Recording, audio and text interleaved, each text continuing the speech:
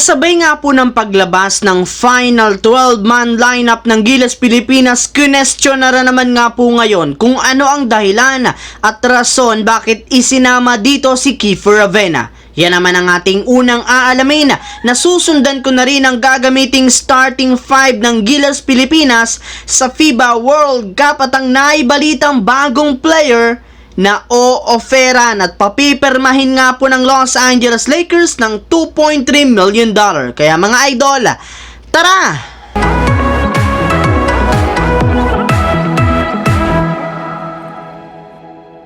Matapos nga po mga idol ang matagal na paghihintay ay sa wakas opisyal na rin naman nga pong inanunsyo ng Gilas Pilipinas ang kanilang gagamiting final 12-man lineup para sa FIBA World Cup. Yes mga idol, kasali nga ulit dito ang pinakabinabatikos ngayon ng mga fans na si Kiefer Ravena. Kung inyo nga pong matatandaan, may ilang mga fans nga po ang nagsabi na hindi nga daw ito karapat dapat na maging parte ng Final 12 ng ating Gilas Pilipinas, gayong bukod nga sa katotohanan na puro isolation play lamang nga po ang laro nito sa loob ng court, na hihinto nga po ang rotation ng bola kapag hawak niya. Kaya nangangahulugan lamang na magiging predictable nga po ang play ng Gilas ngayon. Pero sa kabila nga po mga idol ng mga pambabatikos na mga fans, nakasama pa rin naman nga kahit papano si Kiefer Ravena sa inilabas pa lang na 12-man lineup ng Gilas ngayong araw. Kaya ang tanong ng marami,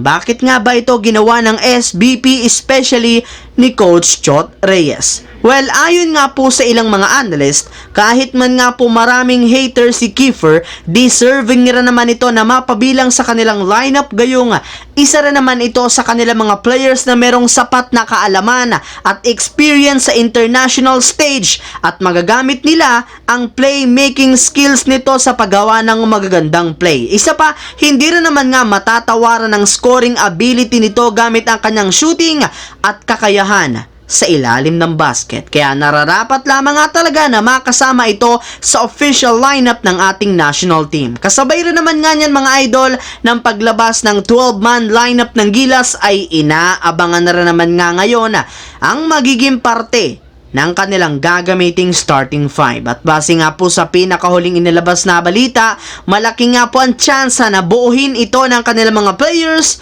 na sina Scottie Thompson, Jordan Clarkson sa kanilang backcourt, Dwight Ramos, AJ Edu at si Kai Soto naman sa kanilang frontcourt. Dito nga magkakaroon ng Gilas ng playmaker, shooter at big man ay pangtatapat nila sa kanilang mga makakalaban. Samantala, pumunta naman tayo sa ating huling storya dito sa naibalitang bagong player na papipirmahin at o-offera ng Los Angeles Lakers ng $2.3 million.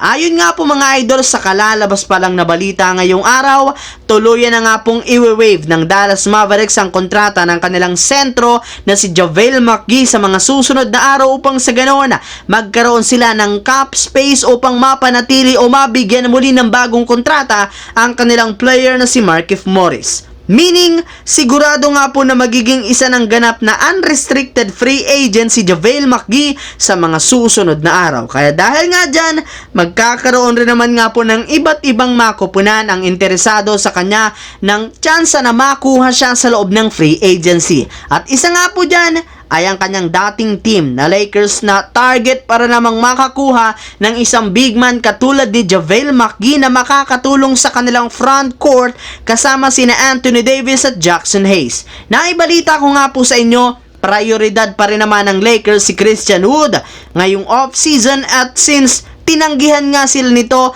ay si JaVale McGee na lamang nga po ang bagong sentro na kanilang option at maaari nilang bigyan o papirmahin ng at least a veteran minimum contract na aabutin na mahigit sa $2.3 million. So yun lamang mga idol ang ating bagong video ngayon na ating pinag-usapan dito sa aking YouTube channel. Once again, this is your J-Zone TV. Huwag kalimutang mag-like at syempre mag-subscribe. Pindutin ang notification bell sa akin channel para lagi kayo maging updated at laging ma-notify sa mga videos na inilalabas ko. I-follow, bisitahin at i-like ang ating Facebook page, J-Zone TV. Thanks for watching mga idol. Hopefully, nag-enjoy kayo ngayon.